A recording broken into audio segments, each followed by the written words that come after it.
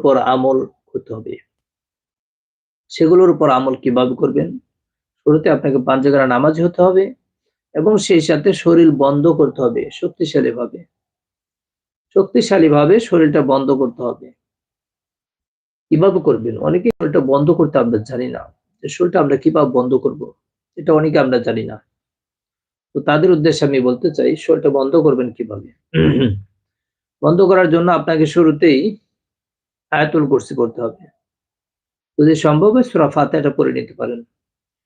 আয়াতুল কুরসি পড়তে হবে।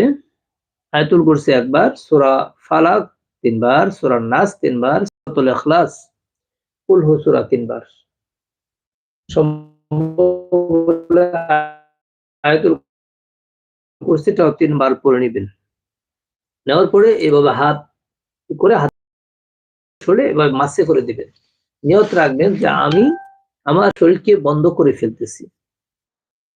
আমি আমার শরীরকে যাবতীয় জিন, জাদু, বদনজর, হাসাদ, হিংসুকের হিংসা থেকে, ক্ষতি থেকে বাঁচার জন্য আল্লাহ তাআলার নামে শরীরকে বন্ধ করে দিতেছি। এভাবে